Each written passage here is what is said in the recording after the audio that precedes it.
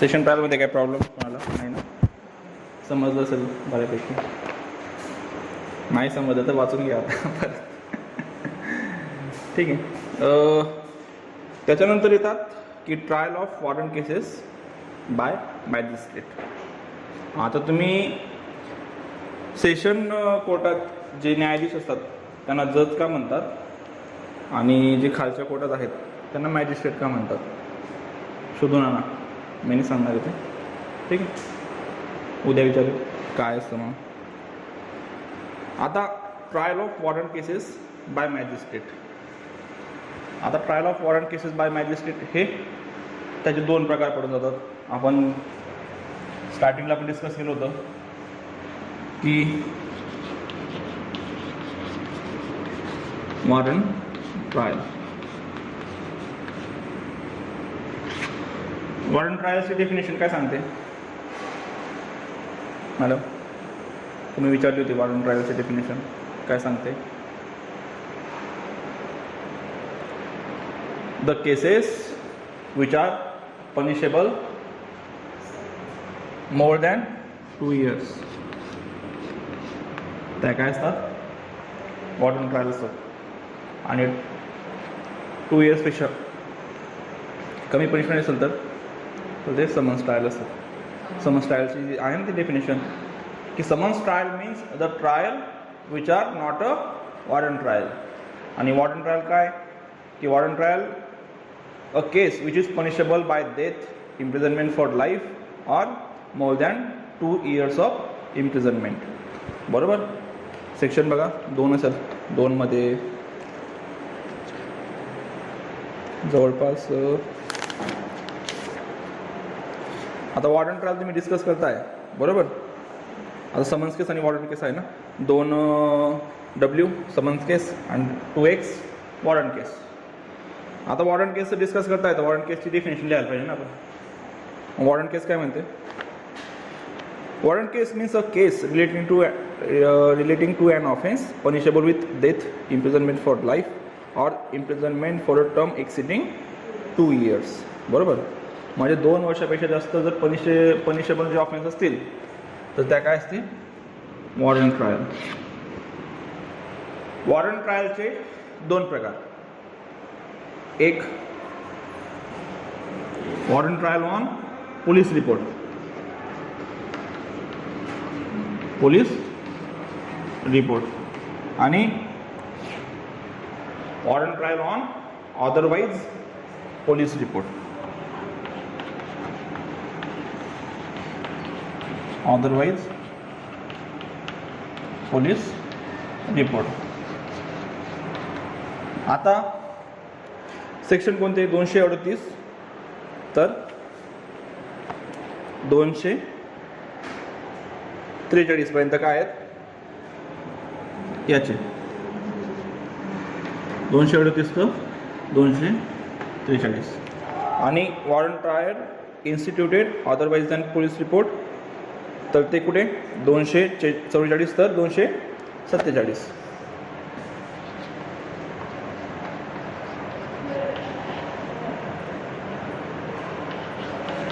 आणि या दोघी ट्रायलला कॉमन हे आहेत काय? तर कॉमन जे सेक्शन आहेत तर ते आहेत 248 तर 250 पर्यंत. हो, तिथे दोघांना ॲप्लिकेबल होतात. 248 तर 250.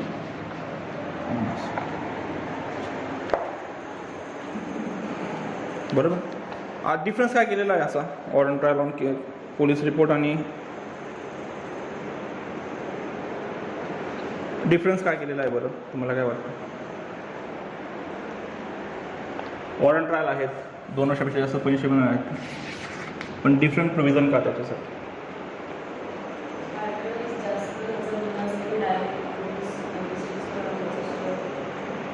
कसं म्हणजे काय वाटतं तुम्हाला? म्हणजे काय वाटतं काय असू शकतं रिझन?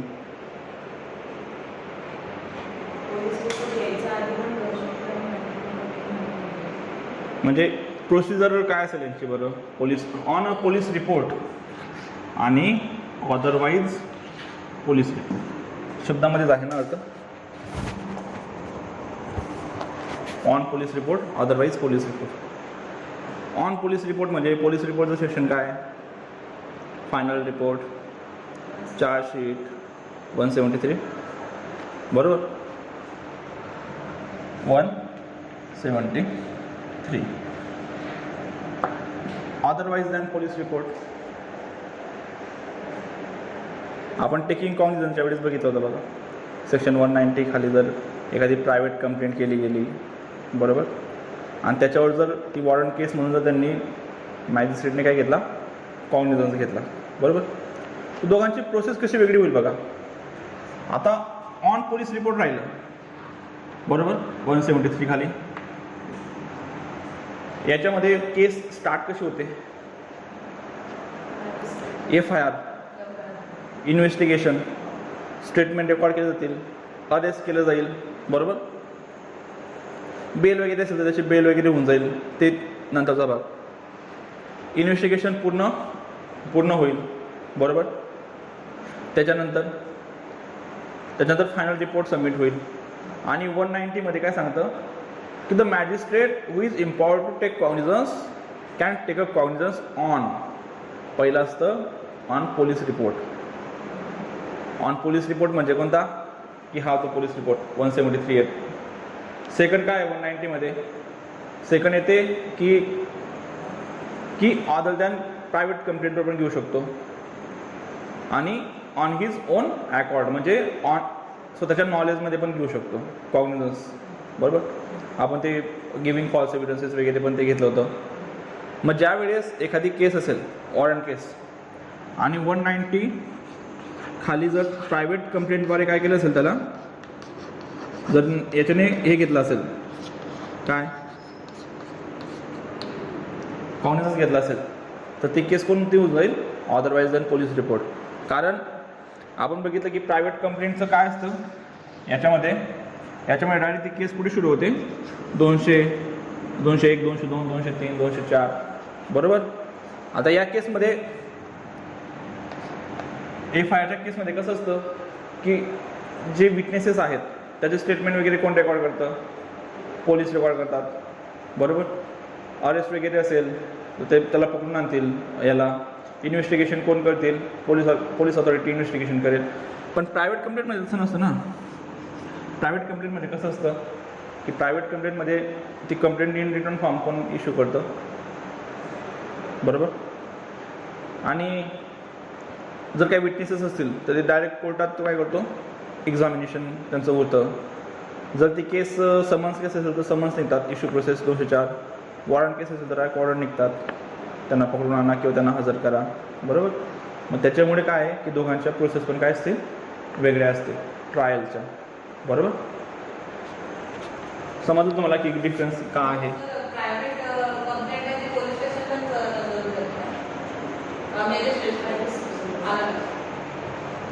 पोलीस स्टेशनमध्ये तुम्ही कधी पण काय देतात? इन्फॉर्मेशन.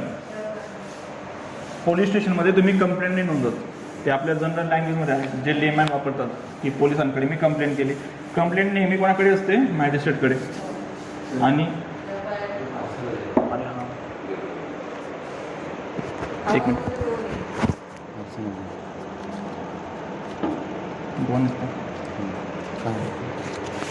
हां बेल्ट आणि ते मॅडमचं काहीतरी प्रोव्हाइड करतो. ठीक आहे, म्हणजे काय म्हणतो मॅडम प्लेट म्हणतो.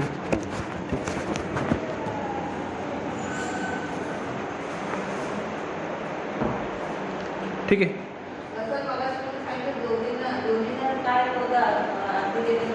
248 250 ते सेक्शन दोघी ॲप्लिकेबल होतात. आपण पुढे बघू ते. ठीक आहे. तर पहिली केस घेऊ कोणती? Cases instituted on police report. पहिले येईल ऑन पोलीस रिपोर्ट. ठीक आहे. ऑन पोलीस रिपोर्ट आहे म्हणजे सगळ्यात आधी काय होईल? केस इन्स्टिट्यूट झाल्यानंतर म्हणजे केस तुम्ही आता कोर्टात चालू होते तर सगळ्यात पहिली स्टेज काय राहील? समज याच्यामध्ये काय होतं? सेशन ट्रायलमध्ये काय होतं?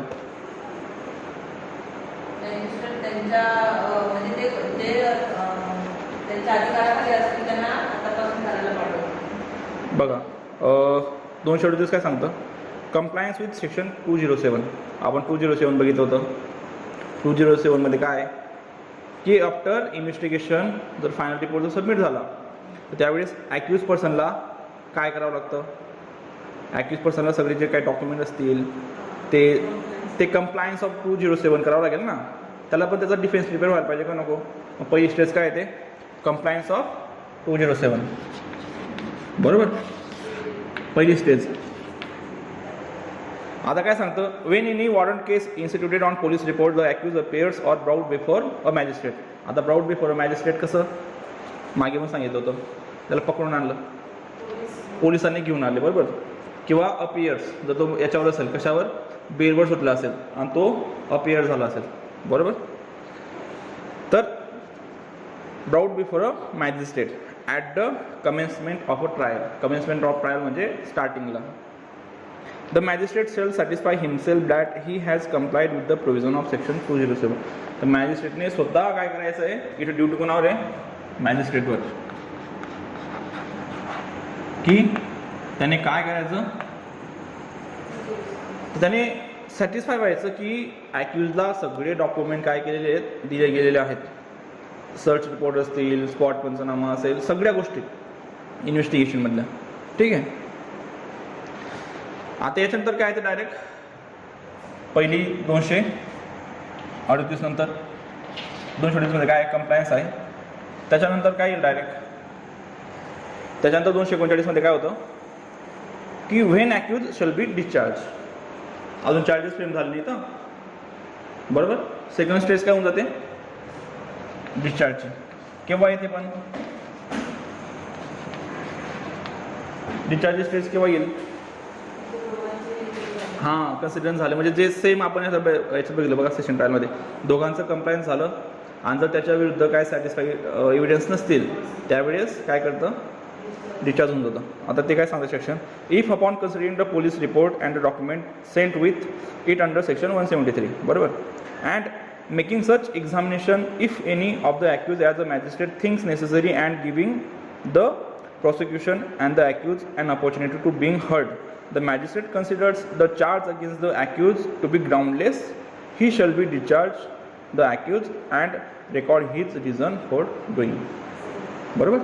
सेम आपण ज्यावेळेस त्याच्यात बघितलं कशामध्ये, सेशनमध्ये, जर मॅजिस्ट्रेटला वाटलं upon considering of a prosecution, बरोबर, प्लस डॉक्युमेंट कोणते 173 खाली, जर मॅजिस्ट्रेटला वाटलं त्याचे चार्जेस आहेत ते कोणते आहेत, ते ग्राउंडलेस आहेत, बरोबर, तर त्याचं काय होऊन जाईल, डिस्चार्ज होऊन जाईल. बिफोर फ्रेमिंग ऑफ चार्ज काय होईल, डिस्चार्ज होऊन जाईल, बरोबर. पण जर आपण जे मागेच सांगितलं तुम्हाला की जर त्याच्या विरुद्ध काय राहिलं, जर नंतर पुरावे आढळले तर त्याला परत त्याच केसमध्ये बोलवलं जाईल, त्याला 300चं हे भेटेल का प्रोटेक्शन, नाही भेटणार. कारण 300चं प्रोटेक्शन केव्हा भेटतं, आफ्टर कन्क्ल्युजन ऑफ ट्रायल. जर तो ॲक्विट झाला किंवा कन्व्हिक्ट झाला तरच त्याला काय होईल, तरच त्याला ते 300चं काय भेटेल, बेनिफिट भेटेल. आता मग समजा तो जर नाही झाला, डिस्चार्ज नाही झाला, तर काय होईल, मग चार्ज फ्रेम होतील, अगदी बरोबर. तर तिसरी स्टेज काय राहील, फ्रेमिंग ऑफ चार्ज, बरोबर. कोणत्या सेक्शन खाली, 240 खाली. म्हणजे आता कळायला लागले तुम्हाला प्रोसेस, बरोबर, आधी ती समजवली. तर फ्रेमिंग ऑफ चार्ज कसं, if upon such consideration examination if any and hearing the magistrate is of opinion that there is a ground for the presuming that the accused has committed an offence triable under this chapter which such magistrate is competent to try and which in his opinion could be adequately punished by him, he shall frame in writing a charge against the accused. And same process कि the charge shall be read, explain the accused and he shall ask whether he plead guilty or not. आता काय होऊन जातं बघा, आता framing of charge आहेत, आता फक्त फ्रेमिंग ऑफ चार्ज करून चालत नाही. आता याच्यामध्ये जो मॅजिस्ट्रेट आहे, बरोबर, तर तो काय असायला पाहिजे, कॉम्पिटंट असायला पाहिजे. कशासाठी, ते ऑफेन्स ट्राय करण्यासाठी, बरोबर. आणि कशासाठी अजून परत, की ॲडिक्वेटली पनिश करू शकतो. आता समजा एखाद्या ऑफेन्समध्ये 7 वर्ष पनिशमेंट आहे, ज्युडिशियल मॅजिस्ट्रेट तिथे काय करू शकतो मग, तर ती केस ती कोणाला पाठवून देईल, CJM पाठवून देईल की या केसमध्ये मला माझ्या पॉवरच्या बियॉन्ड पनिशमेंट आहेत, बरोबर. तर मग मी काय करेल, तर ते ट्रान्सफर करू कोणाला, CJMला, बरोबर. आता चार्जेस फ्रेम केले, मग चार्जेस फ्रेम केल्यानंतर त्याला काय विचारायचं, weather he plead guilty or not. म्हणजे दुसरी स्टेज काय होऊन जाते, प्लीड गिल्टी ऑर नॉट, बरोबर. समजा त्याने जर प्लीड ऑफ गिल्टी केलं तर कन्व्हिक्शन ऑन प्ली ऑफ गिल्टी, तर त्याने प्ली ऑफ गिल्टी केलं तर मग सेक्शन काय आलं 241.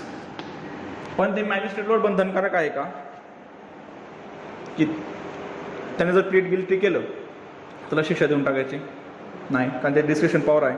त्यामुळे 241 काय सांगतं, if the accused pleads guilty the magistrate shall record the plea and may in his description convict him thereon, बरोबर.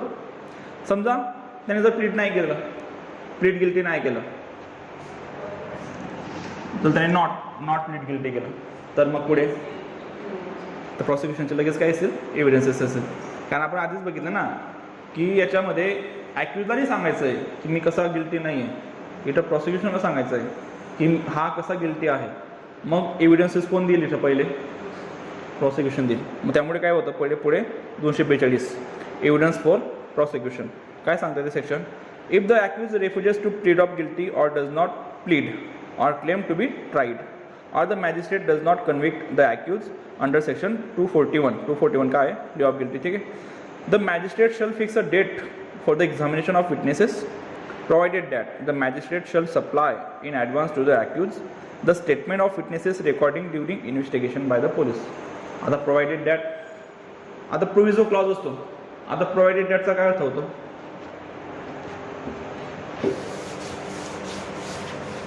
बेट वाचतो ना आपण, तर प्रोव्हाइडेड डॅटचा काय अर्थ होतो, जो प्रोव्हिजो क्लॉज आहे ना तो, म्हणजे म्हणजे तो बरेच ठिकाणी ॲड असतो बघा, प्रोव्हाइडेड डॅट, त्याचा अर्थ काय होतो प्रोव्हाइडेड डॅटचा, आपण काय समजायचं, नाही अमेंडमेंट नाही, जो वरती जो जनरल रूल असतो, बरोबर, तर त्याला काहीतरी सप्लिमेंटरी प्रोव्हिजन असते आणि त्याच्याशिवाय ती पुढची काय होणार नाही, प्रोसेस होणार नाही. आता हे काय सांगतं सेक्शन बघा, की मॅजिस्ट्रेटने काय करायचं आहे, shall fix a date for examination of witnesses, but before that काय असलं पाहिजे, the magistrate shall supply in advance to the accused the statement of witnesses recorded during the investigation by in the police. म्हणजे जोपर्यंत मॅजिस्ट्रेट ॲक्यूजला त्याचे जे आहेत स्टेटमेंट ऑफ विटनेसेस पोलिसांनी रेकॉर्ड केलेले, तो जोपर्यंत देत नाही तोपर्यंत ती डेट फिक्स करायची नाही, कारण त्याला पण काहीतरी चान्सेस पाहिजे त्याचे क्रॉस एक्झामिनेशन करण्यासाठी किंवा काय करण्यासाठी, बरोबर. समजा आता प्रोव्हिजो क्लॉज काय असतो, प्रोव्हाइडेड डॅट म्हणजे वरचा जो जनरल रूल आहे तर त्याला ते खाली एक्सेप्शन राहू शकतो, प्रोव्हिजो क्लॉज, प्रोव्हाइडेड डॅट म्हणजे त्याला काहीतरी ॲडिशनल असतं किंवा काहीतरी वेगळं सांगितलेलं असेल. आता वरती असेल समजा एखादी जनरल रूल असला आणि प्रोव्हाइडेड डॅट जर काही स्पेशल रूल असेल तर तो खाली येऊन जातो, बरोबर. मग त्यामुळे सेक्शन वाचताना पहिले पूर्णच्या पूर्ण ते प्रोव्हाइडेड डॅट जो क्लॉज असेल तो व्यवस्थितपणे वाचून घ्यायचा. त्याच्यानंतर काय सांगतं, the magistrate may on the application of the prosecution issue a summons to any witnesses directing him to attend, ते समन्स वगैरे विटनेसेसला हे करायचे. On the date so fixed the magistrate shall proceed to take all such evidences as may be produced in support of the prosecution. ठीक आहे, ते सगळं येऊन जातं म्हणा की प्रॉसिक्युशनला जे डॉक्युमेंट आहेत तर ते सगळे द्यायचे वगैरे ते. आता त्याच्यानंतर काय होतं की अजून बघा पुढे प्रोव्हिजो क्लॉज, ते काय सांगतं की magistrate may permit the cross examination of any witnesses to be deferred until any other witnesses or witnesses have been examined or recall any witness for further cross examination. ठीक आहे, हा प्रोसिजरचा पार्ट आहे म्हणा, त्याच्यामध्ये काही होई नाही. आता एकदाचे प्रॉसिक्युशनचे विटनेस झाले त्याच्यानंतर क्रॉस एक्झामिनेशन म्हणजेच डिफेन्सचे विटनेसेस, बरोबर. कारण आता प्रोसेस पुढे का स्टार्ट झाली, कारण मी तुम्हाला आधीच सांगितलं होतं की प्रायमा फेसी जर ॲक्युजच्या विरुद्ध केस मेड आउट नाही झाली तर त्याचं काय होऊन जातं, डिस्चार्ज होऊन जातं. पण त्याच्यावर चार्जेस फ्रेम केले जात आहे, तर तिथं कुठंतरी काय असेल की there is a presumption that the accused has committed the offence. केला आहे का, नाही केला आहे, किंवा ना केला आहे किंवा नाही केला आहे अजून माहिती नाही, पण तिथं प्रिझम्पशन आहे. काय प्रिझम्पशन आहे की ॲक्यूजने तो गुन्हा केलेला आहे, त्याच्यामुळे त्याच्यावर चार्जेस ठेवण्यात आले. जर प्रायमा फेसी असं वाटलं असतं की याचा आणि गुन्ह्याचा काही संबंध नाही, तर तो तिथंच काय झाला असता, डिस्चार्ज झाला असता. त्याच्यामुळे काय, त्याच्यामुळे थोडंसं वजन वाढलं ना याचं प्रॉसिक्युशनचं, की वाटतंय की याने हा गुन्हा केलेला आहे, बरोबर. त्याच्यामुळे काय झालं, मग प्रॉसिक्युशनने त्याचे विटनेसेस दिले. मग याच्यानंतर आता डिफेन्सवर ती आली ना जबाबदारी, बरोबर. आता याचं काय नियम सांगतो, बर्डन ऑफ प्रूफचा नियम, की समजा जर एखादी गोष्ट तुम्हाला गुन्हेगार ठरवत असेल, बरोबर, किंवा ती जर गोष्ट जर तुम्ही हे केली नाही, काय केली नाही, खोडून काढली नाही, तर ते काय होतं की तो तुम्ही गुन्हा केलेला आहे असं कन्सिडर करण्यात येतं, बरोबर. समजा जर एखाद्या ठिकाणी काय असेल, एखादी अपघात झाला, अपघातने चोरी झाली आणि रात्री नेमकं त्याच घरामधून एखादा बाहेर पडताना बघितलं गेलं, बरोबर. प्रोसिक्युशनकडे विटनेसेस आहेत. काय विटनेसेस आहेत, त्याला बाहेर पडताना बघितल्याचे, आणि हा सांगतोय की मी चोरी केलीच नाही आहे, बरोबर.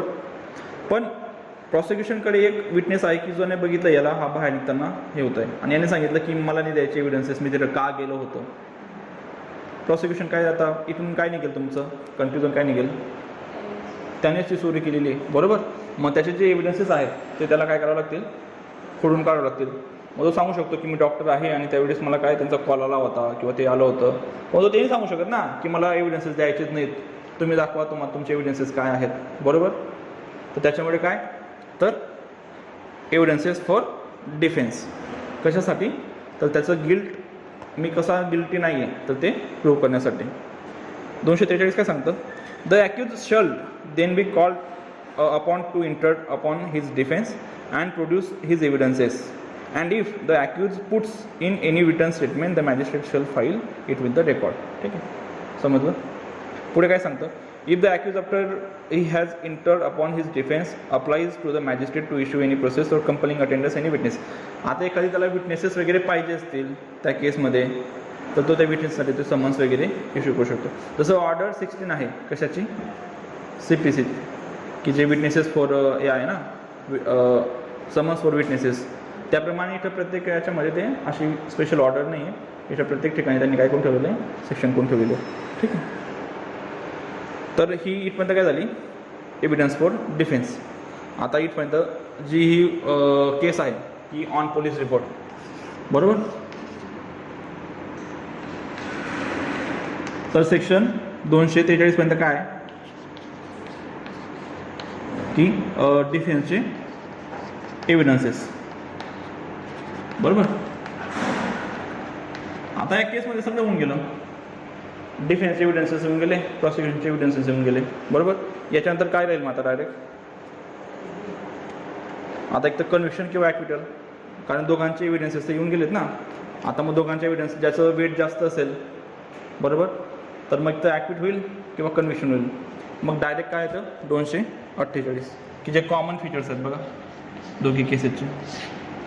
248 काय सांगतं, if in any case under the chapter in which the charge has been framed, आता चार्जेस फ्रेम झालेले आहेत, the magistrate finds the accused is not guilty he shall record and order of acquittal, बरोबर. आणि समजा जर त्या केसमध्ये accused is guilty but does not proceed in accordance with the provision of section 325 or section 360, he shall after hearing the accused on the question of sentence pass sentence upon him according to law. आता आपण ज्यावेळेस ही बघितली ती जर ॲक्विटल झाला काय problem नाही, conviction झाला तर इथं अजून पुढे काय होऊन जातात, पुढे प्रोसेस वाढून जाते. सेक्शन 307 काय सांगतं, प्रोबेशनबद्दल बोलतं ते सेक्शन 307, बघा बरं.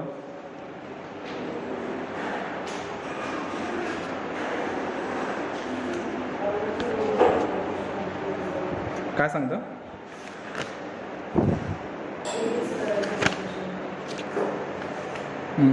Order is to be release on probation of a good conduct or after admonition. बरोबर. आता कन्व्हिक्शन झालं, पण तो जो फर्स्ट टाईम ऑफेंडर असेल, बरोबर, फर्स्ट टाईम ऑफेंडर असेल तर काय ते की प्रोबेशन ऑफेंडर ॲक्ट लागून जातो किंवा सेक्शन 360 लागून जातं. मग याच्यावर वेगळी हिअरिंग होईल की तो कसा गुड. नाही नाही नाही तसं नाही. हां, पॅरलल कसं असतं बघा, प्रोबेशनचं कसं असतं आता तुम्ही सांगतो, ते सांगणार हो तुम्ही आता. हां, तर मी तुम्हाला हे सांगतोय की समजा आता फर्स्ट टाईम ऑफेंडर असेल, एकुलता एक कमावणारा असेल, गुड अकॅडमिक रेकॉर्ड असतील, एखादी चांगला समाजसेवक असेल किंवा काय असेल, बरोबर, ज्याचा कोणासोबत काही वाद नाही, कोणासोबत काही भांडण नाही. चुकून काय झालं, आता एकच केस झाली होती, तुम्हाला रिअल केस सांगतो मी. साताऱ्याची नाही, कोल्हापूरची केस आहे. कोल्हापूरमध्ये एक असेल प्लेस वगैरे. तर काय झालं की एक शिक्षक, त्याची वाईफ आणि त्याच्या 2 मुली लहान लहान, एक 7 वर्षाची, एक 5 वर्षाची. ठीक आहे. तर ते दोघी काय जात होते रस्त्याने, असा रस्ता आहे, ठीक आहे, तो इकडे जात होता, इकडे एक रस्ता जातो. शिक्षक, त्याची वाईफ आणि त्याच्या 2 मुली, एक 5 वर्षाची, एक 7 वर्षाची, बरोबर. इकडं एक मुलगी आली स्कूटीवर. आता तिथं सिग्नल रेड आहे, म्हणजे हिला थांबायचं आहे आणि हा सरळ जातोय आणि इकडे तो जाऊ शकतो होता पुढे. पण त्या मुलीने काय केलं की त्या मुलीने एकदम जोरात गेली आणि त्याच्याकडून ब्रेकच लागले नाही.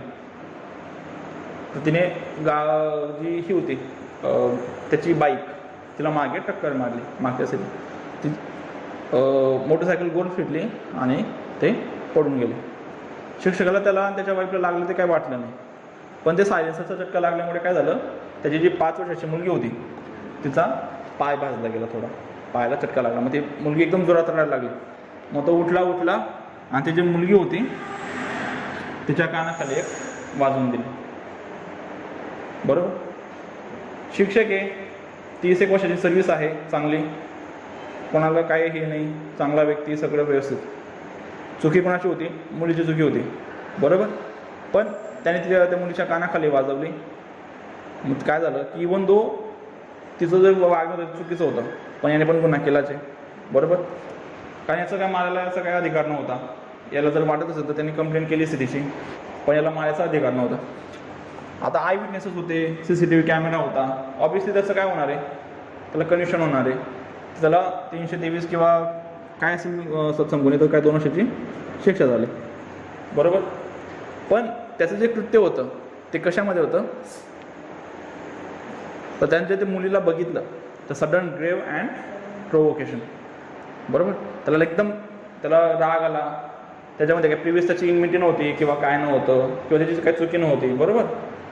प्लस त्याचं कॅरेक्टर चांगलं, सगळं चांगलं. त्याला शिक्षा 2 वर्षाची झाली, पण त्याला कशावर सोडण्यात आलं, प्रोबेशनवर सोडण्यात आलं.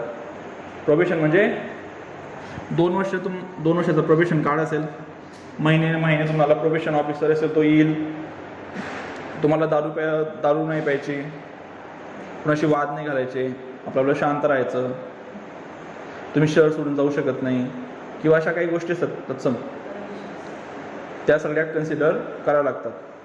तो शिक्षा भोगतोय, पण तो कुठे भोगतोय, तो बाहेर भोगतोय असं, तर त्याला काय म्हणतात, प्रोबेशन. मग आता याच्यावर समजा आता 2 वर्ष शिक्षा झाली त्याला, मग याच्यावर त्याचंही होईल ना, याच्यानंतर प्रोबेशनची ही चालेल ना. तर मग समोरचा वकील काय सांगेल प्रॉसिक्युशनचा की हा जो व्यक्ती आहे हा काय फर्स्ट टाईम ऑफेंडर नाही आहे, मग ती वेगळी ट्रायल होऊन जाते, बरोबर. ट्रायल म्हणजे वेगळी स्टेज होऊन जाते ती, आणि समोरचा व्यक्ती सांगतोय की आम्ही कसे फर्स्ट टाईम ऑफेंडर आहोत किंवा आमचा कसा त्याच्यात हेतू नव्हता किंवा काय नव्हतं, त्याच्यामुळे आम्हाला काय करण्यात यावं, तर आम्हाला प्रोबेशन ऑफेंडरचा जो बेनिफिट आहे तो देण्यात यावा. कळलं आता. तर त्यामुळे जर कन्व्हिक्शन असेल तर मग 360 म्हणा किंवा ते म्हणा, त्याच्यावर एक हिअरिंग होते.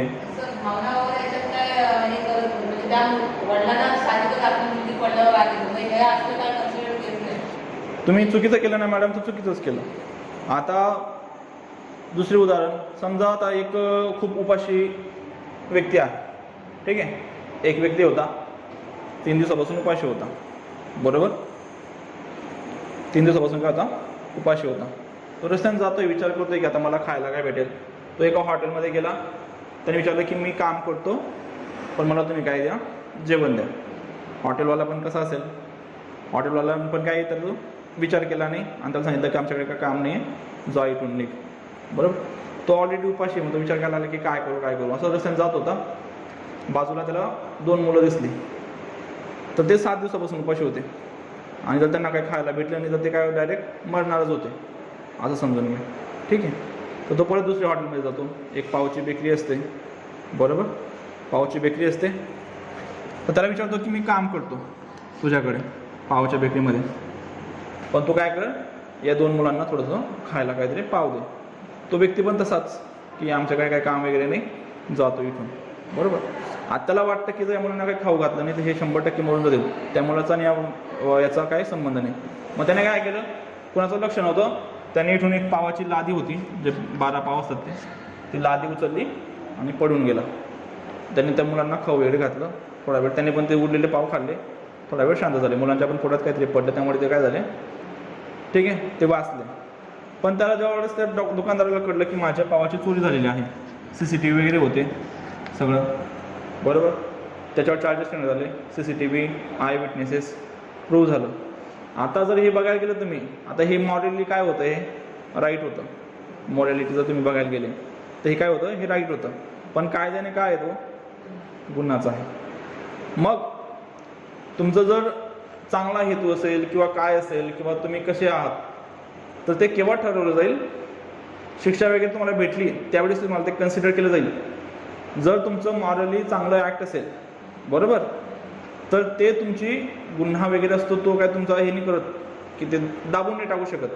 तो गुन्हा तुम्ही गुन्हा केलेला आहे, तो गुन्हा केलेला आहे, बरोबर. गुन्हा त्याच्या जागेवर आणि तुमचं जे मॉरल ॲक्ट असेल ते तुमच्या जागेवर.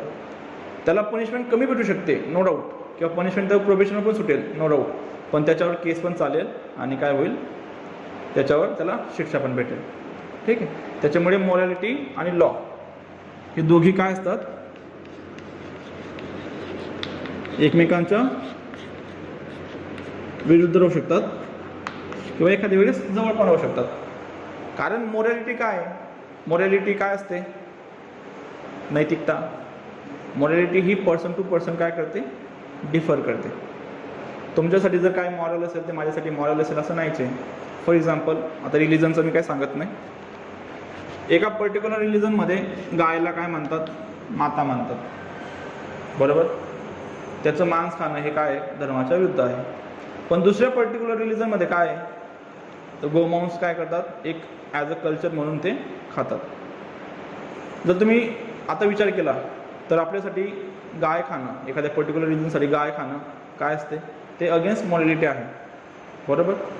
पण अदर्स रिलिजनसाठी ते काय आहे, ती गोष्ट काय मॉरल आहे. एका पर्टिक्युलर रिलिजनमध्ये काय आहे की जी आपली काकाची मुलगी आहे, बरोबर, चुलत काकाची मुलगी किंवा सगळ्या काकाची मुलगी, तिच्याशी लग्न करणं वर्ज्य आहे, ते अगेन्स्ट मॉरॅलिटी आहे. पण एका पर्टिक्युलर रिलिजनमध्ये काय आहे, ते एकदम व्हॅलिड आणि परफेक्ट आहे. त्यांच्यामध्ये ते मॉरल, आपल्यामध्ये ते मॉरल, बरोबर.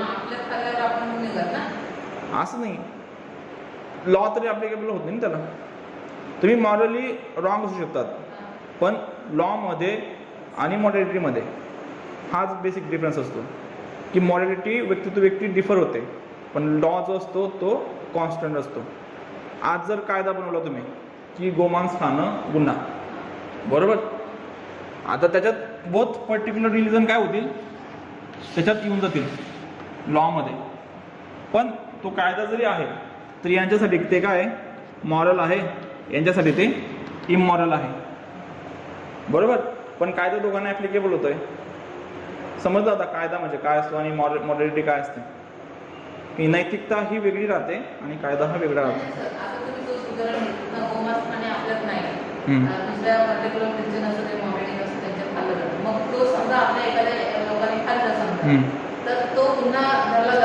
जर कायदा नसेल तर मग गुन्हा कसं काय होईल तो, हा मग कसा कायदा नाही तो तसा. पण तुम्ही मॉरली रॉंग आहात का नाही, मग तुम्हाला काय शिक्षा भेटेल का त्याच्यामुळे, गोमांस खाल्ल्यामुळे शिक्षा भेटेल का तुम्हाला, नाही भेटणार. पण तुम्ही मॉरली रॉंग आहात का नाही, नैतिकदृष्ट्या तुमचं योग्य आहे का, चुकीचं आहे ना. मग नैतिकदृष्ट्या एखादी गोष्ट चुकीची असेल तर त्याला शिक्षा आहे का, नाही आहे. मग तुम्हाला मी हे सांगतोय की कायदा आणि नैतिकता हे दोघे काय आहेत, डिफरंट थिंग आहेत. कळलं? ज्युरिस्प्रुडन्स झाला, शिकले? मी शिकलो असतं तर चांगले शिकले असते. ठीक आहे, कळलं ॲक्विटल आणि. आता काय होतं की समजा जर कंप्लेनंट जर ॲब्सेंट असेल तर आता हे केव्हा येईल की जेव्हा प्रायव्हेट कंप्लेंट असते त्यावेळेस येईल 249. आणि 250 काय सांगतं, compensation for accusation without reasonable cause. आता हे 250 पण केव्हा ॲप्लिकेबल होईल, याला cases instituted otherwise than police report. तुम्हाला हे समजलं ऑन पोलीस रिपोर्ट. आता otherwise than police report.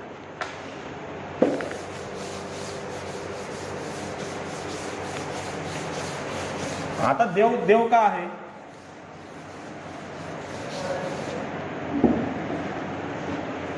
God का आहे. God is God because we believe he is God. देव त्याच्या देवत्वामुळे महान आहे की आपण त्याला देव मानतो त्याच्यामुळे महान आहे? आपण त्याला देव मानतो त्याच्यामुळे तो देव महान आहे, त्याच्या देवत्वामुळे महान नाही आहे.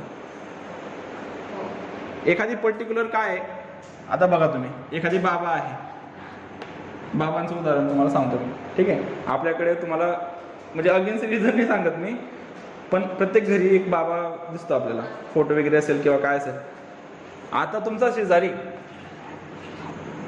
त्या बाबाला बाबा मानेल, बरोबर? आता तुम्ही काय मानताय, त्याला देव मानताय, पण हा भाऊ त्याला मानेलच असं थोडी नाही. मग तो व्यक्ती तुमच्यासाठी देव आहे, पण याच्यासाठी देव आहे का? तो याच्यासाठी देव केव्हा होईल की हा जेव्हा त्याला मानेल की हा हा हा माझा देव आहे, तेव्हा देव होईल. मग देवाला देव पण कशामुळे आलं, ते आपल्या मानण्यामुळे आलं.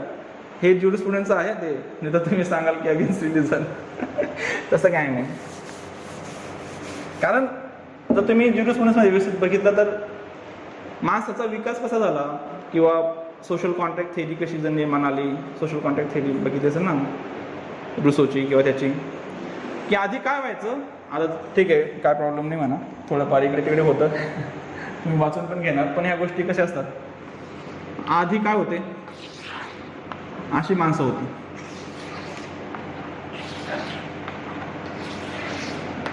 ठीक आहे, हा काय माणसाचा समूह आहे एखाद्या सोसायटीमध्ये. कायदा कसा निर्माण आला, राज्य कसं निर्माण झालं, तर एक थेरी आहे त्याची सोशल कॉन्ट्रॅक्ट थेरी. समाजात काय व्हायचं, हे लोक आहेत, ही पण लोक आहेत, बरोबर? आता हे काय आहेत, सोशली, इकॉनॉमिकली किंवा पॉलिटिकली हे काय आहेत, त्यांच्यापेक्षा लहान आहेत. दोघांना सारखंच आहे, 2 पाय 2 हात, मेंदू पण सारखाच आहे. इवन दो यांच्यापेक्षा मेंदू यांचा तेजच शकतो, बरोबर? तुम्ही बघितलं असेल की जेवढे मोठे लोक तेवढे बेताल वक्तव्य करतात, तर यांच्यापेक्षा नक्कीच यांचा मेंदू थोडा चांगला असू शकतो. पण यांच्या एवढेच हे काय पॉलिटिकली इन्फ्लुएन्सर आहेत का किंवा इकॉनॉमिकली इन्फ्लुएन्सर आहेत का? मग साहजिकच काय होतं की या लोकांमुळे या लोकांवर अन्याय होणार आहे, बरोबर? तर समाजात काय नाही आहे की समाजात कायदा नाही आहे. आता हा जो व्यक्ती सांगेल तो कायदा, हा जो व्यक्ती सांगेल तो कायदा, हा व्यक्ती सांगेल तो कायदा, म्हणजे समाजात एक कॉन्स्टंट कायदा नाही आहे, बरोबर? याच्यामुळे काय होतं आहे, ह्या लोकांचं जगणं मुश्किल होऊन गेलं. साहजिकच एक मत्स्य न्यायाची कन्सेप्ट असते बघा, फिश रूल. समुद्रात जसा मोठा मासा लहान माशाला खाऊन टाकतो त्याप्रमाणे होतं की हे जे लोक असायची ती ही लहान लोकांना त्यांच्या पद्धतीनुसार काय करायची, वागून घ्यायची. म्हणजे समाज अस्थिर होता किंवा काय होतं, एक पर्टिक्युलर डायरेक्शनने आपला विकास होत नव्हता. म्हणून सगळ्या लोकांनी काय विचार केला की आपली जी पण पॉवर आहे ती आपण एका संस्थेकडे द्यायची, इंडिपेंडंट संस्था, बरोबर? आणि ती काय करेल, आपल्यासाठी कायदे बनवेल, बरोबर? आपलं डिस्ट्रीब्युशन कसं राहील ते राहील, ते करेल. मग सगळ्यांची पॉवर कुठे गेली, एका याच्यामध्ये, एका इंडिपेंडंट अथॉरिटीमध्ये. मग तेव्हा समाज अस्तित्वात आला, त्याचे कायदे बनवणारी एक संस्था अस्तित्वात आली. तुम्ही जुनं अथेन्स किंवा ग्रीक बघितलं असेल, तिथे सभा राहायच्या बघा. किंवा तुम्ही जुनं ते महाजनपदं बघितली, महाजनपदं माहिती आहेत ना हिस्ट्रीमध्ये, गंगेच्या किनारी ज्यावेळेस मौर्य साम्राज्य, मगध, वत्स्य, लुंबिनी त्याशा प्रकारचे काय आले राज्य निर्माण झाली, बरोबर. तर मग त्याच्यामध्ये अशी सभा व्हायच्या, डायरेक्ट डेमोक्रेसी होती, तर अशा गोष्टी त्यावेळेस अस्तित्वात आल्या. मग यांचा जो नियम असेल तो सगळ्यांना काय व्हायचा, इक्वली ॲप्लिकेबल व्हायचा.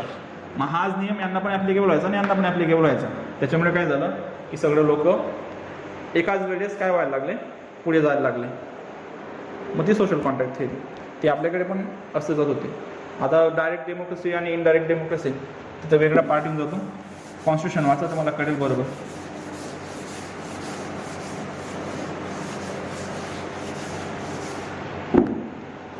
ठीक आहे. तर आता cases instituted otherwise than police report. Section काय चालू होतं डायरेक्ट 244 पासून.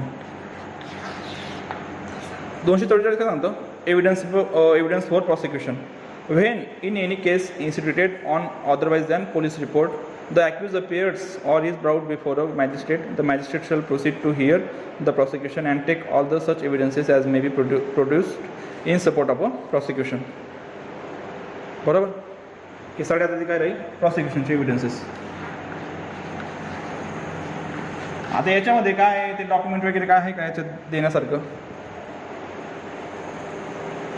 त्याला काही ते डॉक्युमेंट वगैरे द्यायचे का, किंवा ती प्रोसेस का पण नाही याच्यात ती कंप्लायन्सची प्रोसिजर का नाही आहे. डायरेक्ट एव्हिडन्सेस कसं काय, डायरेक्ट मॅसेज समोर गेली ना, कारण ती इन्व्हेस्टिगेशन वगैरे काही झाली नाही पोलिसांमार्फत.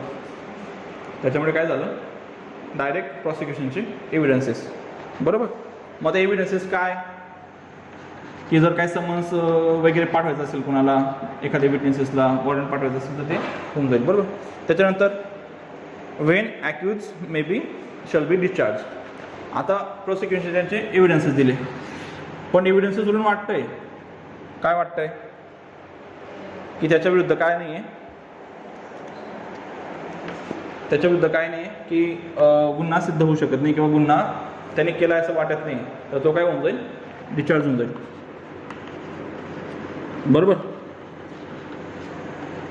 पण समजा जर त्या व्यक्तीविरुद्ध सफिशियंट असं वाटलं मॅजिस्ट्रेटला की तो डिस्चार्ज नाही होऊ शकत, मग इथं काय होईल की 246 सांगतं procedure when accused is not discharge. मग if such evidence has been taken on the previous stage the case, बरोबर. आता मॅजिस्ट्रेटला वाटलं की he is competent to try and adequately punish, तर काय करायचं, मग चार्जेस फ्रेम करायचे. मग 246(1) काय सांगतं, फ्रेमिंग ऑफ चार्ज, बरोबर. मग सेम ही स्टेज की मग ते त्याला वाचून दाखवायचे, विचारायचं plead guilty or not. Plead guilty केलं तर हे सगळे 246 सांगितलं आहे, प्रत्येकाला वेगवेगळे आहे. ही सगळी प्रोसेस कुठे येते, ज्यावेळेस जर एखादी व्यक्ती जर डिस्चार्ज नाही झाला तर 246 सगळी प्रोसिजर दिलेली आहे, ठीक आहे. फ्रेमिंग ऑफ चार्ज केले, त्याला विचारलं की weather he plead guilty or not, बरोबर. आणि समजा जर त्याने जर नाही केलं प्लीड गिल्टी, तर मग पुढे नॉट केलं तर त्याचे एव्हिडन्सेस, बरोबर. कोणचे एव्हिडन्सेस, डिफेन्स एव्हिडन्सेस. आता प्रोसिक्युशनचे एव्हिडन्सेस झालेले आहेत पहिलेच, याचे दुसऱ्याचे एव्हिडन्सेस, हा मधला पार्ट. पहिले एव्हिडन्सेस दिले, जर नाही त्याच्या विरुद्ध काय पुरावे आढळले तर डिस्चार्ज होऊन जाईल. डिस्चार्ज नाही झाला म्हणजे त्याने गुन्हा केलेला आहे असं वाटतंय, मग काय होईल, framing of charge. Framing of charge नंतर त्याला विचारायचं की weather he plead guilty or not. जर त्याने प्लीड केलं तर त्याला प्लीड ऑफ गिल्टीवर काय करायचं, पनिशमेंट करून टाकायची. जर त्याने प्लीड नॉट केलं तर काय, मग त्याचे एव्हिडन्सेस. आणि आता दोघांचे एव्हिडन्सेस कंप्लीट झाले, मग आता काय, मग 248 ॲप्लिकेबल होतं. जर एव्हिडन्सेस सफिशियंट असतील तर त्याला काय होईल, एक तर ॲक्विटल होईल किंवा कन्व्हिक्शन होईल. समजा ॲक्विटल झालं काय प्रॉब्लेम नाही, कन्व्हिक्शन झालं तर मग परत तेच जे आपण ती आधी प्रोसेस बघितली की 360चं काय घ्यायचं, ते स्टेज त्यापासून स्टार्ट होऊन जाईल. कळलं. आता याच्यामध्ये 2 ॲडिशनल आहेत. एक ॲब्सेन्स ऑफ कंप्लेनंट. आता कंप्लेनंट 190 खालचा तो अदरवाईज दॅन पोलीस रिपोर्ट ज्याने कंप्लेंट दिली तो जर आलाच नाही तर मग त्याला आहे 249 प्रोव्हिजन, की जर तो आलाच नाही, कंप्लेंट जर आला नाही तर when the proceeding has been instituted upon the complaint and any date fixed for the hearing of the case, the complainant is absent and the offence may be lawfully compoundable or is not a cognizable offence. The magistrate may in his discretion, notwithstanding anything herein contained, at any time before the charge has been framed, discharge the accused. बरोबर. म्हणजे हां, जर तो offence काय असेल, कंपाऊंडेबल offence असेल section 320 मध्ये, बरोबर. कंपाऊंडेबल असेल आणि नॉन कॉग्निझेबल असेल, बरोबर. आणि जर कंप्लेंट काय होतोय, गैरहजर राहतोय, तर काय, the magistrate may in his discretion notwithstanding anything herein before contained at any time before the charge.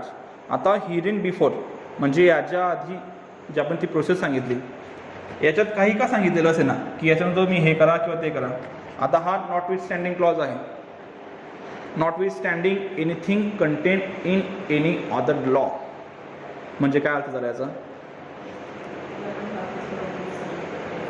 काय जोरात म्हणजे काय समजलं तुम्हाला ते सांगा, चुकलं काय, याला लागू होणार नाही होणार. अजून की बाकीच्या काय का सांगितलेलं असेल ना बाकीच्या सेक्शनमध्ये किंवा बाकीच्या ॲक्टमध्ये, पण हा कोण राहील, हा राहील त्यांचा बाप, कळलं. म्हणजे मुलं किती पण मोठी झाली तरी बापापेक्षा पुढे जात नाही, ही म्हण आहे ना. तर त्याप्रमाणे नॉटविथस्टँडिंग क्लॉज आहे. नॉटविथस्टँडिंग हा सगळ्यांचा बाप आहे, बरोबर. म्हणजे तुम्ही पूर्ण पुस्तक छापा, 400 सेक्शन बनवलेले एखाद्या कायद्यामध्ये, आणि शेवटच्या सेक्शनमध्ये सांगितलं की नॉटविथस्टँडिंग हिरिन आफ्टर किंवा हिरिन बिफोर म्हणजे याच्या आधी काही का सांगितलेलं नसते. The provision of this act is not applicable to unsound mind. म्हणजे त्या एकाच वाक्याने काय झालं, सगळे 480 सेक्शन त्याच्यामध्ये काही का सांगितलेलं असेल ना तर ते कोणाला ॲप्लिकेबल होणार नाही, अनसाउंड माइंडला ॲप्लिकेबल होणार नाही. किंवा सांगितलं इथं की notwithstanding anything contained in any other law, हां, तर not applicable to the unsound mind म्हणजे बाकीचे लाख कायदे असतील त्याच्यात काही का सांगितलेलं असेल ना पण अनसाउंड माइंडला ते काय होणार नाही, ॲप्लिकेबल होणार नाही. कळलं की नॉटविथस्टँडिंग काय असतं. तर अशा केसमध्ये काय असेल तर बिफोर फ्रेमिंग ऑफ चार्ज असेल तर त्याला काय करायचं, डिस्चार्ज करून द्यायचं. ठीक आहे. तर इथं पण आलं डिस्चार्जची प्रोव्हिजन. जर कंप्लेनंट कंप्लेनंट जर नाही आला तर पण त्याला काय आहेत ते डिस्क्रिशन पॉवर आहेत. जर आलाच नाही आणि जर मॅजिस्ट्रेटला वाटलं तर मॅजिस्ट्रेटने करायलाच पाहिजे असं आहे का, नाही. नंतर आला तर मग तुम्ही नवीन जर त्याने सफिशियंट पॉज दिलं तर होऊ शकते. म्हणजे एखाद्या ठिकाणी एखाद्या नदीवर काय प्रसंग झाला तर एखाद्याने बघितलं आणि तो गायब नंतर झाला तर तो चालणार ना सकाळपर्यंत. ते मग याच्यावर ना मॅडम की कंप्लेंट कोणता, तो कॉग्निझेबल ऑफेन्स असेल ना तो. इथं काय कंपाऊंडेबल असायला पाहिजे आणि नॉन कॉग्निझेबल असायला पाहिजे, कळलं.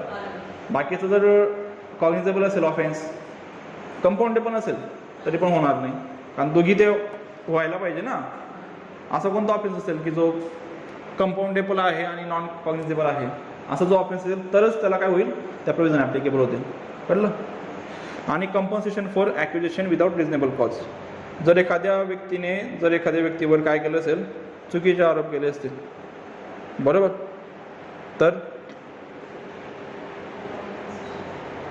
त्याला कंपन्सेशन आहे. किती कंपन्सेशन आहे,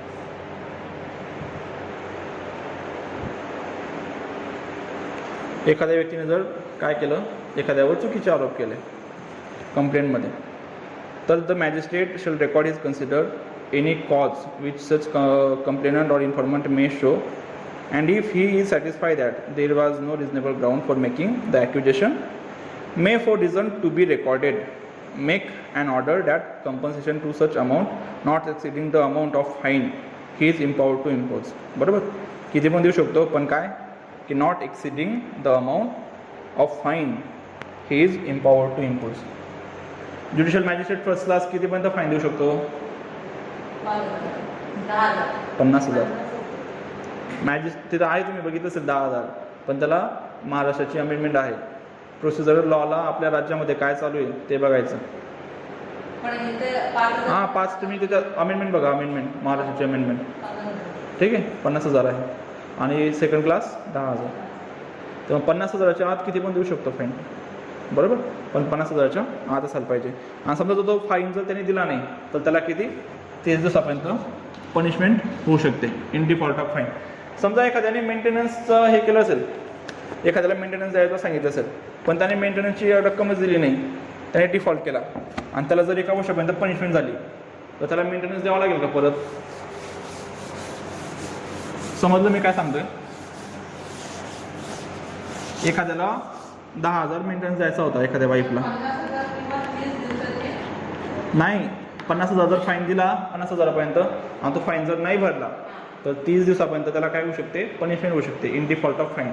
ठीक आहे, म्हणजे तो जर त्यांनी भरला नाही तर दंड. आता मला सांगा, जर एखाद्या वाईफला 10,000 काय ही दिलेली मेंटेनन्स दिलेला आहे, पण त्या एखाद्या व्यक्तीने तो भरला नाही, अशा वेळेस त्याला डिफॉल्ट ई झाली in default of arrears of मेंटेनन्समध्ये, आणि त्याने जर ती भरली नाही तर अशा वेळेस त्याला जर जेल झाली, बरोबर, मग त्याला नंतर जेलमधून आल्यावर हे 10,000 भरणं आहे की नाही? आहे. मग तो पनिशमेंट भोगून आला ना 1 वर्ष त्याच्यावर. तो दंड त्याच्यामुळेच आहे ना त्याला, की त्याने तो भरला नाही ना, 10,000 रुपये त्याने दिले नाही ना. नाही होणार. तुम्हाला कळलं काय बघा, मेंटेनन्स आहे, एरियर्स ऑफ मेंटेनन्स 10,000 कोर्टाने मान्य केला आहे द्यायचा. कोर्टाने त्याला सांगितलं की ते 10,000 रुपये त्याला दे त्या बाईला, याने नाही दिले 10,000. बरोबर, मग व्यक्ती असतात ना की मी वाजत, आता ही ॲक्च्युअल केस झाली होती. एका केसमध्ये काय झालं की 10,000 महिन्याला मेंटेनन्स दिला एका पतीला, पण त्या बाईने त्या माणसाला एवढं छाडलं होतं तर त्याने काय केलं की मी जेलमध्ये जाईल पण तिला मेंटेनन्स देणार नाही. बरोबर, आता एरियर्स ऑफ मेंटेनन्स झालं, कोर्टाची ऑर्डर ब्रीच झाली. तिने काय सांगितलं की याने डिफॉल्ट केलेला आहे मेंटेनन्स देण्यासाठी, तर याला काय करा, पनिशमेंट द्या. बरोबर, मग त्याला काय झालं, काय 8 महिन्याची शिक्षा झाली, 8 मंथची. तर त्या भाऊने काय केलं माहिती का, तर त्या भाऊने मस्त बँड वगैरे लावला, घोड्यावर बसून जेलमध्ये गेला वाजत गाजत. मी जेलमध्ये राहील पण हिला पैसे देणार नाही. बरोबर, तो जेलमधून जेव्हा आला बाहेर तर त्यावेळी काय असेल माझून कंडिशन जेलमध्ये गेला. तुमचं काय म्हणणं आहे? जर तुम्हाला फाईन लावला असेल, बरोबर, तर डिफॉल्टमध्ये जर तुम्ही त्याची पनिशमेंट जरी भोगून आलात तरी पण तुम्हाला ते पैसे देणेच आहे. 8 महिने राहिला ना, तर पण याला मेंटेनन्स देण्याच आहे, कारण ती शिक्षा तुम्हाला त्या मेंटेनन्सच्या याच्यामध्ये नाही झालेली आहे, ती शिक्षा तुम्हाला भरली नाही त्याच्यामुळे झालेली आहे. कळलं? भरणं गरजेचं आहे. त्यामुळे बाईच्या नात्याला लागायचंच नाही अजिबात माणसाने. मग न शिकलेली करायची लग्न. ठीक आहे, काय प्रॉब्लेम नाही.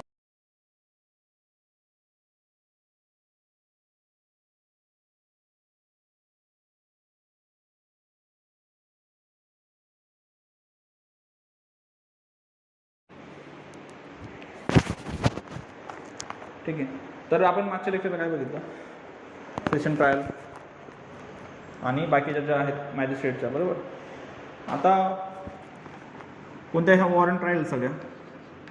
बरोबर, वॉरंट ट्रायल.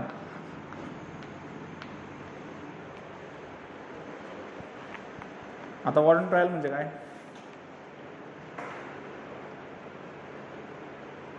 वॉरंट ट्रायल म्हणजे काय? काय नवीन सांगा. मी काल सांगितलं ना तुम्हाला तरी.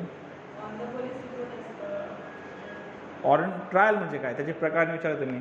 ट्रायल म्हणजे काय?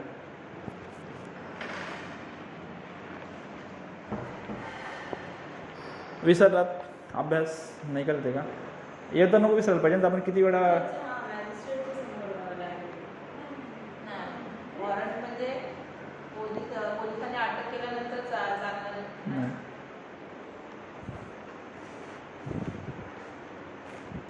सांगा मॅडम काय? वॉरंट ट्रायल म्हणजे काय? समन्स ट्रायल म्हणजे काय ते सांगा जाऊ. ती वॉरंट ट्रायल.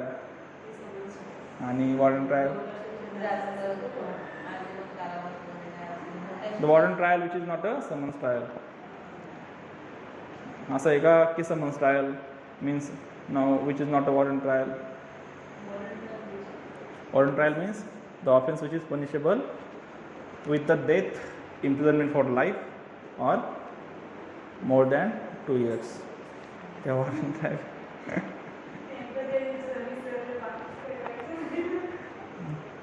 मी वडील उचलून गेले पण तुमचं सगळं म्हणजे एखाद्या पर्टिक्युलर याच्याबद्दल फॅमिलीबद्दल त्याचे सगळे नातेगोते माहिती आहेत, पण त्यांचा आजोबा कोण होता तेच माहिती नाही. असं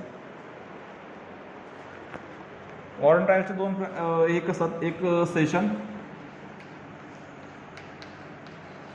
ट्रायल, दुसरं मॅजिस्ट्रेट. आता दोघी वॉरंट ट्रायल आहेत. मग सेशन आणि मॅजिस्ट्रेट असं का डिफरन्स का? बघितला, वाचला.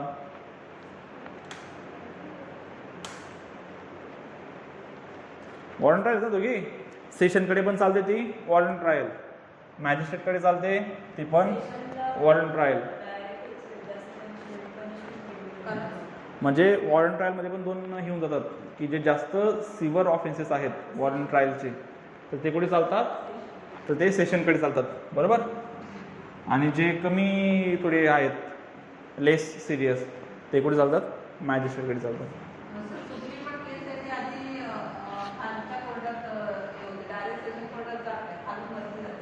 Committal of case.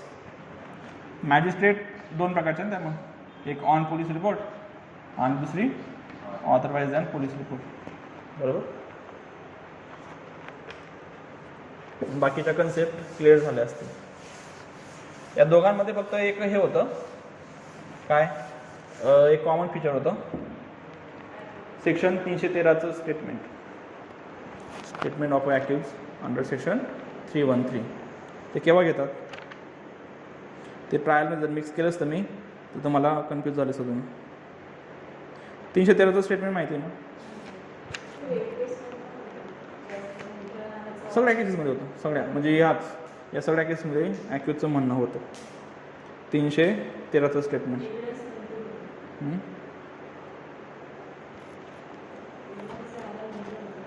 प्रॉसिक्युशनचा एव्हिडन्स झाल्यानंतर at any time.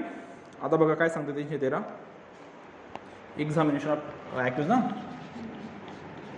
Examination of ॲक्युज, ठीक आहे. In every inquiry or trial, for the purpose of enabling the accused personally to explain any circumstances appearing in evidences against him. काय सांगतं ते? की त्याच्या विरुद्ध जे काही पुरावे दिले गेलेले आहेत त्याच्या बाबतीत त्याचं म्हणणं काय नेमकं, ॲक्युजचं पर्सनचं नेमकं काय म्हणणं आहे, त्याचं पर्सनली काय म्हणणं आहे, बरोबर. तर ते जे स्टेटमेंट असतं तर त्याला काय म्हणतात? Examination of accused. In every कशामध्ये?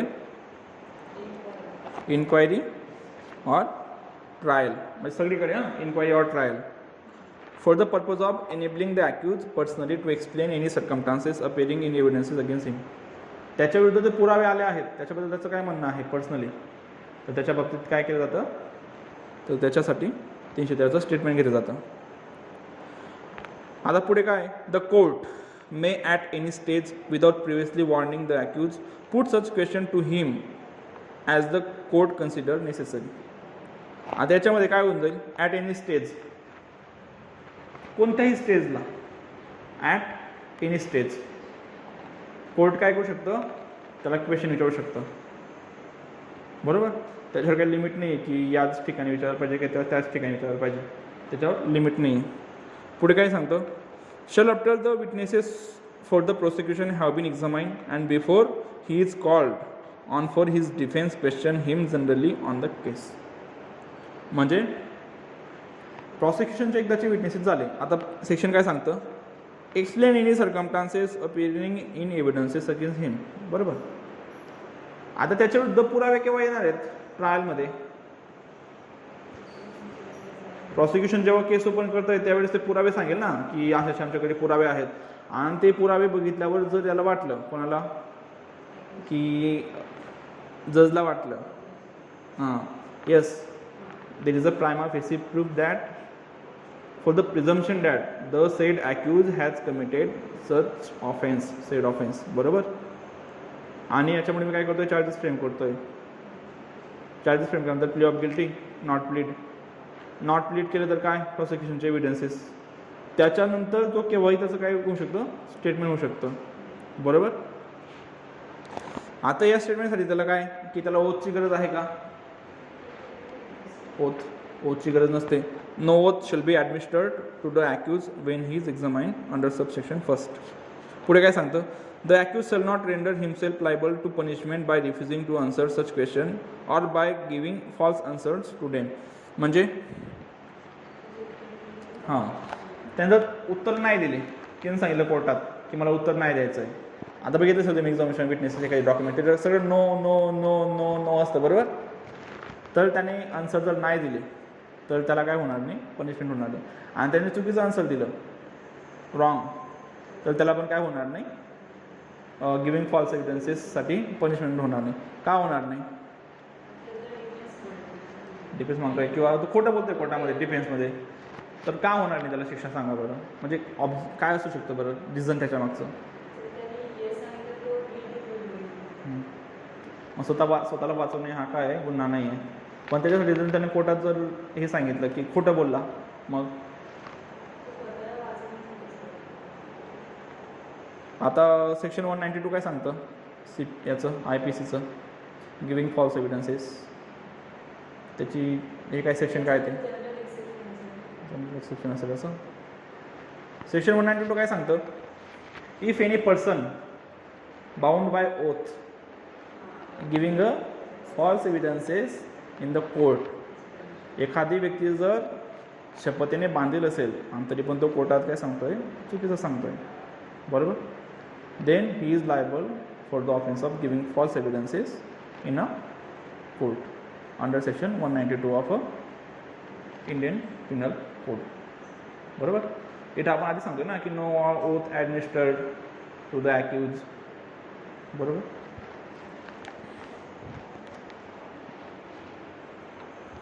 पुढे काय सांगतं अजून, the court may take help for the prosecutor and defence. आता ठीक आहे, प्रोसिजरचा भाग आहे की त्याला जे क्वेश्चन फॉर्म करायचे आहेत तर ते प्रॉसिक्युशन आणि डिफेन्स हे दोघी मिळून त्यांनी काय करायचं, एक क्वेश्चनरी बनवायची आणि ती त्याला काय द्यायची. तर ते प्रोसिजरचा भाग आहे की ते क्वेश्चन फॉर्म करताना त्याने काय करायला पाहिजे, जजने, की त्यांच्याकडून ते माहिती करून घ्यायला पाहिजे, दोघांकडून. सेक्शन सांगतंय ना की the court may take help of a prosecutor and defense counsel in preparing relevant questions which are to be put to the accused and the court may permit filing of written statement by the accused as sufficient compliance of this section. बरोबर, कळलं आता 313 statement काय असतं आणि त्याला punishment का देता येत नाही, त्याच्या मागचं रिझन तिकडे नो ओथ. त्याला जर ओथ ॲडमिनिस्टर केली असेल तर आणि एव्हिडन्समध्ये असं कुठे आहे दिलेलं की कंपेलिंग जे असतात ते आन्सर द्यावे लागतात.